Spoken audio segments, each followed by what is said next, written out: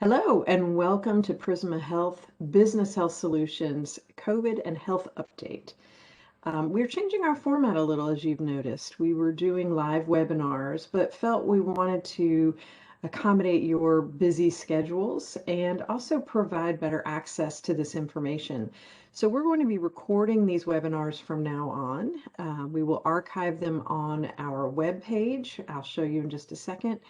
And we'll be sending them to you as well. And the good news is not only can you watch these on your own time and when it's convenient for you, but you're welcome to share with your other leaders, with employees, however you want to use these videos. We want you to get the information out there. So for those of you who have joined my live webinars before, you know that I always start with a COVID update to kind of give a sense of the disease burden throughout our state. Then we'll review some of the recommendations and make sure everyone is on the same page with what we know to be best practice today, which can change from week to week. I'll give a COVID tip. Today we'll talk about traveling during the holidays during a pandemic. And I'm also going to add something called a holiday health hack. We're going to move away from COVID a little bit at the end of the webinar and talk about what to do with all that extra Halloween or Dia de los Muertes candy and treats you may have hanging around the house. So let's go ahead and get started. For those of you who are just joining, I'm Dr. Rachel Brown. I'm the Medical Director of Prevention and Wellness. And I've spent the last 6 or 7 months trying to make sure you have all the information you need to make the best decisions for you and your workforce. So, as I mentioned, we're going to talk about the status of COVID throughout South Carolina. Right now, we have 178 917 cases. We've been reporting county incidents, which really gives us a good idea of what the disease burden is by county. I'll mention a few. Unfortunately, in almost all counties, the numbers have been creeping up. In Greenville, we're up to 331 cases per 100,000 folks. That puts us in the high category, and that is up a little bit from last week. In Oconee, we're at around 300 cases per 100,000. That's actually slightly lower than last week, but still in the high category.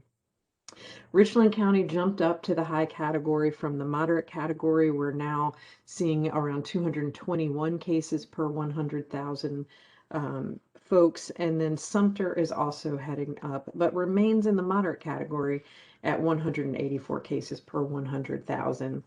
The percent positive, which I've also shared with you week to week, is the percentage of positive tests out of all the tests that are done in South Carolina. We've been lingering around the 13% mark for a few weeks, which is good. It means that we haven't necessarily seen an increase. However, since the number we're shooting for is less than 5%, we've still got a ways to go. There is some thought that because there's testing fatigue, in other words, folks who were very anxious to go out and get tested in the past just aren't interested anymore. We're all sort of tired of hearing about COVID and worrying about COVID. And what that does is it means that the folks who are getting tested are generally symptomatic and therefore are more likely to be positive. And so we have noticed that DHEC has been messaging a little bit more of a broader testing strategy. You may see more and more general screenings done. And we certainly, because we don't have a limit on tests, we're doing well in that category, are testing more folks just to get a better sense of what the true prevalence is in South Carolina. So if you see some of that messaging, don't be confused.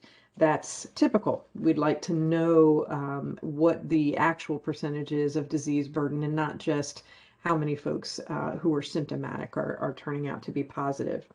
So let's do a little bit of a policy review or recommendations review. Again, providers are going to primarily be ordering tests for folks who are symptomatic or folks who've been exposed to someone with COVID. The definition of exposure has changed a little bit. The definition of close contact is now having been within 6 feet of someone who's diagnosed with COVID for a cumulative period of 15 minutes over 24 hours. So it doesn't have to be 15 minutes in one block of time. It can be over 24 hours, a cumulative 15-minute period. This is very difficult to determine. So for the most part, when folks say they feel like they may have been exposed to someone or had close contact with someone who's diagnosed with COVID, we're going to go ahead and test them for the reasons I stated before, but also because that definition of close contact can be difficult to determine in real life sometimes. So testing for exposures is an important part of figuring out the disease burden across the state and making sure that folks feel comfortable and reassured. Hopefully. You're also going to see more and more airlines as travel picks up requiring testing. So that's here at Prisma Health. If someone does need a test to board an airline, we do have a module for that. Have them feel free to reach out to us so that we can take care of that for them. Keep in mind that our testing drive-through sites still have about a 48-hour turnaround time. So if they're trying to catch a flight to get out of the state the next day, it might be a little difficult to wrangle up a test result in that period of time. Let's talk about quarantining. So we know that if someone tests positive for COVID, they need to isolate at home for 10 days. They cannot return to the workforce, go out and do their shopping, return to their daily routine until they have isolated for that 10-day period. They have not been febrile for at least 24 hours and their symptoms are improving. It's a little bit different for folks who've been exposed to someone with COVID. Those folks are asked to quarantine, which is the same as isolation. Stay in your home, stay away from folks for 14 days from the last point of contact. So for instance, if you've got an employee who was exposed to another employee and you know the last time they were around each other, that the quarantine period starts from that moment and lasts for 2 weeks from that point. However, if you have an employee who has a household member who's been diagnosed with COVID, isolating and quarantining may not be that easy. They may have continued contact. Maybe it's a child that needs taken care of. Maybe there's an elderly parent in the home that needs to be taken care of. And so that contact is going to continue throughout the COVID positive household member's 10-day isolation. It's only after that 10 days of isolation that the exposed employee starts their 14 days of quarantine. Now, in some cases, folks will figure out a way to isolate a household contact in another part of the house, and they truly do not have further contact. And the 14 days of quarantine for the exposed person can start as soon as that close contact ends. But I think you understand the point. And I will say that you'll see for critical infrastructure workers, there are a little bit different recommendations. There are other strategies that can be followed if in a workplace that provides critical infrastructure, they're really struggling with workforce numbers. Getting folks back into the workplace a little earlier is a possibility, but overall, that 14-day quarantine period is highly, highly recommended. Now, concerning testing for folks who have exposures, certainly if they develop symptoms, you're going to want to have them tested. You're going to want to ask them to see a provider. But we're also recommending for these people who've had close contact that somewhere between 5 and 7 days, usually around that 7-day mark, that they get tested as well. So that does not change, however, the 14-day quarantine time. It simply gives us a better understanding of the disease burden and may give the exposed person a little bit more reassurance or some answers about whether they have COVID or not. So again, for exposures, close contacts, folks who've been within 6 feet of someone who's diagnosed with COVID for 15 minutes, which can be cumulative over 24 hours, they ideally need to quarantine for 14 days and be tested on that 7th day. Continue to remain quarantined regardless of what that test result shows. So those are the policies right now. Of course, as always, you know that these could change at any time, and I will keep you up to date with all of the changes that we see as we move through this pandemic. Finally, I'd like to update you on vaccines. I mentioned during the last webinar that there are 7 now in phase 3 trials that will likely, once they collect enough data, be able to get emergency use authorization. And just so everyone understands, emergency use authorization does not mean that a vaccine did not complete phase 3 trials adequately. It simply means that the paperwork or the logistics on the back end of completing that phase 3 is expedited so that the vaccine can get out there more quickly. So we have several. You've probably heard of some of these in the news: Moderna, BioNTech with Pfizer, and Fosun Pharma, excuse me, Johnson and Johnson. It has an interesting vaccine because they're testing whether they can give a one-shot series instead of a two-shot series. AstraZeneca is back in their trials after being on hold due to a complication with one of their participants. And Novavax is supposed to start a trial in the by the end of this month here in the U.S. There's also a Bharat company with the Indian Council of Research that's working on a vaccine and started a trial this month, or excuse me, last month in the U.S. So those are our updates for COVID today. Let's talk about our COVID tip, and that concerns travel. Lots of questions these recently around traveling because of the holidays. And, Thanksgiving tends to be a time when families want to get together. Many haven't seen each other for a while. And unfortunately, my recommendations to you are not fun. This is probably not the year to have big gatherings, to do a lot of traveling. But let's talk about what that means. As always, when you're considering whether to travel and whether to get together with friends and family, there are many components and elements that go into the decision-making process. What is the prevalence of disease in your area? What is the prevalence of disease in the area to which you're traveling? Who is traveling and who are you visiting? Are they at risk? Are you putting them at undue risk by traveling and by getting together? And also, who have you been exposed to recently? Have you been fairly isolated in your home, maybe sticking to just your community and what they call your own pod? Or have you been exposed to a lot of others, which means you would then increase your risk by exposing other families, and vice versa? Are the folks you're visiting, have they been fairly contained, or have they been exposed to a lot of different folks? Of course, anytime you decide to travel anywhere, any period of time by any mode of transportation, you need to be incredibly vigilant about mask wearing, remaining 6 feet apart, and hand hygiene, avoiding touching your face. All of the things we've been saying all along. So let's talk a little bit about each sort of type of travel and what the challenges may be and some ideas around how to mitigate those challenges. So car travel with household members is going to be the safest mode of travel. You are only with folks that you've been living with anyway. The concern with car travel is on long car trips, you're going to have to stop. And that means gas stations, restaurants, that sort of thing. Excuse me. And so you're going to have to be careful with exposure. Try to limit your number of stops to the least possible number you can.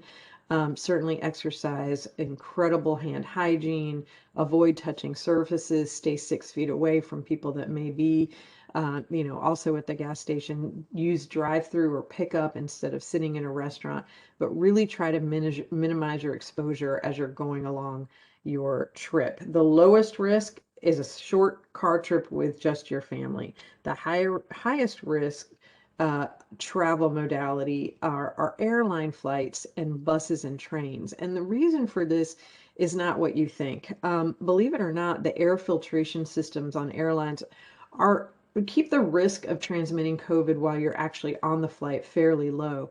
But because there are so many people in one place in that waiting area while you wait for your flight, the risk is incredibly high.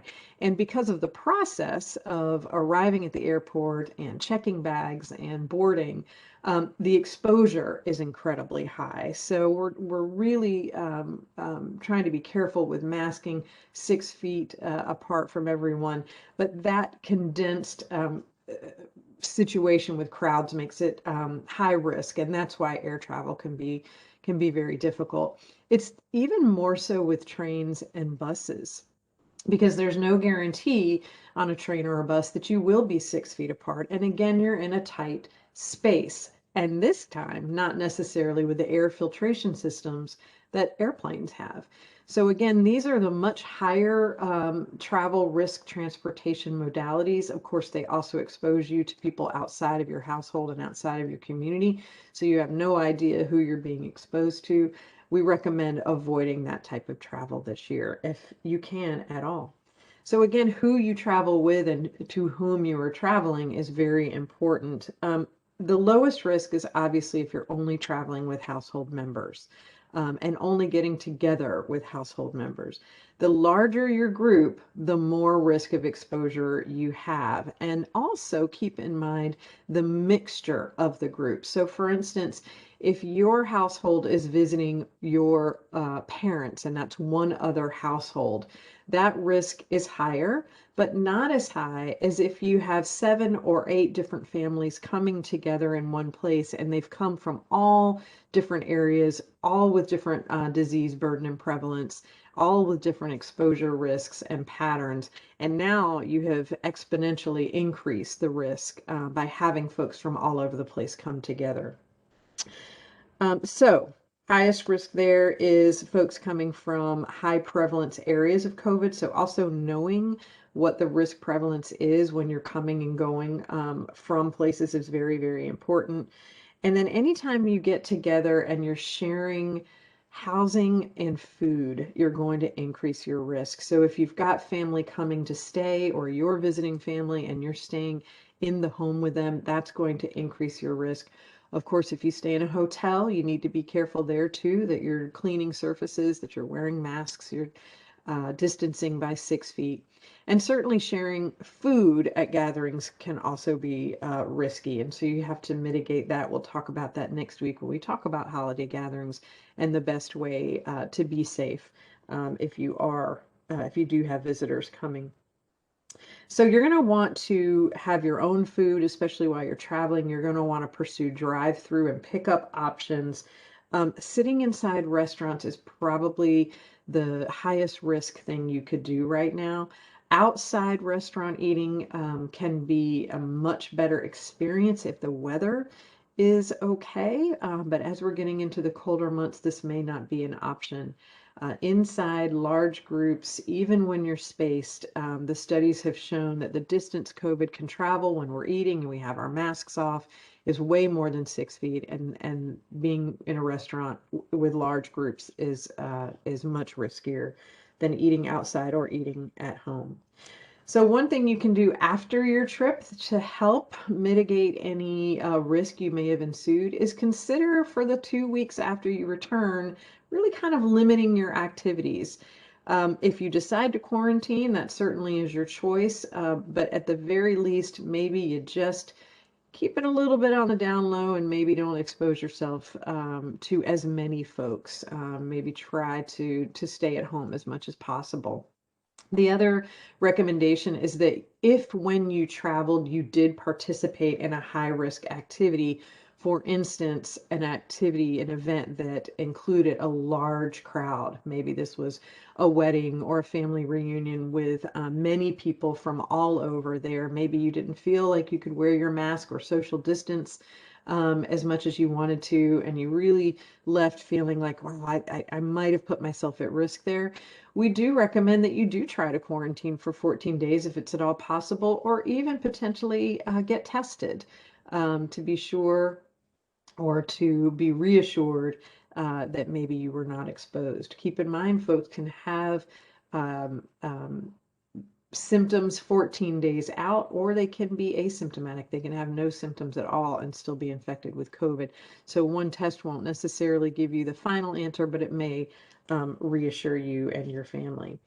So as you can tell, I want you to think very carefully, and of course, when you're talking with your employees, to think very carefully about whether traveling is a good idea this year. I know that folks are restless.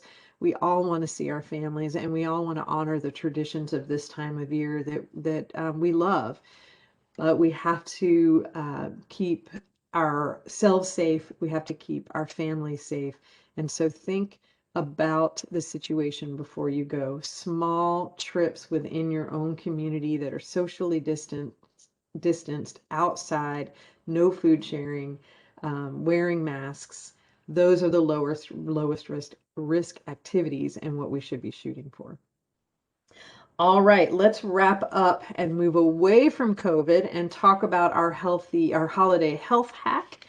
A lot of you may have a bunch of candy sitting around your house right now because of Halloween or parties or Dia de los Muertos, lots of sweets and treats sitting around the house, and you're not exactly sure you want to eat it all or you want your kids to eat it all. So we've got some ideas for you on what to do with that extra candy that may be kind of fun or helpful. So first of all, check with your local dentist. Many of them will do buybacks where you can bring candy in and they will trade you that for small toys or books or fun coupons. You can also donate your candy. I have confirmed with Harvest Hope in the Midlands and in the upstate that they will take extra candy as long as it's in the original packaging. Miracle Hill and Shepherd's Gate will also, these are shelters, they will also take candy for their folks who are participating in their programs. So we can donate this candy to the troops as well. If you go to operationgratitude.com, you can register as an individual or a group and find out how to send your extra candy to our troops and tell them thank you with a sweet treat. The other thing you can do, especially if you have small children, is get a visit from the candy fairy. So maybe you leave a little bit of candy under the pillow, and the next morning the candy fairy has left a small toy or a book, or maybe the promise of a safe outing, something fun. That's one way to transform that candy. The other thing you can do is use it in art or decorating. So maybe within your work units in your organization or at home, you pick a theme and everyone uses their candy to make art, or you can use it to decorate, fill vases or candle votives or glass bowls, and turn that candy into something festive for the rest of the holiday season. Another fun thing you can do is experiment with your candy. So if you've got kids who are curious or you're curious, you want to see what candy will do under different conditions, there's a couple of websites you can visit that will give you experiments, science experiments to try. My favorites are weareteachers.com/Halloween candy experiments and Red Tricycle, which is redtri.com, experiments with Halloween candy, and this is a lot of fun to see what kind of messes you can make. I also recommend that folks do something like a pay it back chart, something like this, so that if you do want to indulge, here you go. You can just mark down what you owe for each piece of candy. Okay, and that way you're having a good time with your candy, but maybe you're burning it off too. And also, if you'd like to indulge but want to try moderation, okay, take that candy and make your own trail mix. So add peanuts, pretzels, dried fruit, dried cereals, and at least this way you know that you'll be getting those sweets in moderation and it's a little bit healthier treat for you. So those are some tips to get rid of that Halloween candy. I hope that this update has been helpful to you. I'd like to share with you a couple of resources before we go. So first and most important, popping up.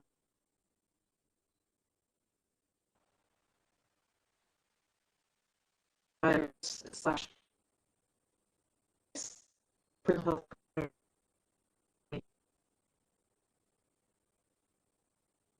while we may not be having right now, you certainly can ask questions at any time. And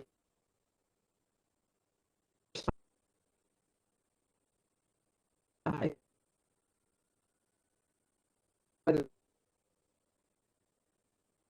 I will be having when as we go as large, for instance, the thing we for sure will have live Q&A sessions happen. But in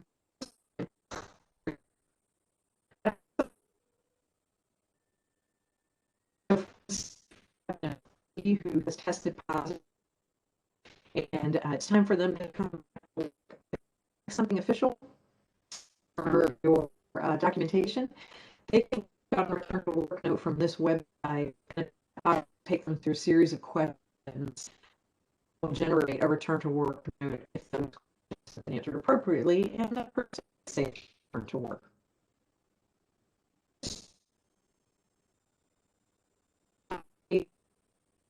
Excuse me, this webpage is very helpful. It's the CDC website for the COVID-19 pandemic. I mitigate some of the risk.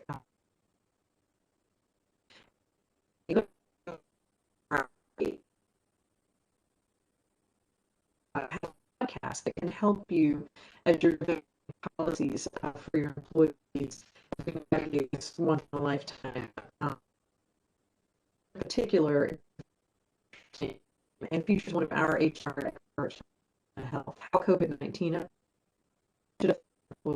handbook. So for me, expert.com.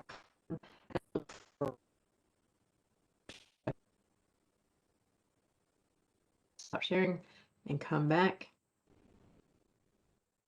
So again, I hope this has been helpful. Please reach out and contact us at any time. We'd love to answer your questions and reassure you that you are indeed doing the right thing for your workforce, keeping them happy, healthy, safe, and productive. Thank you.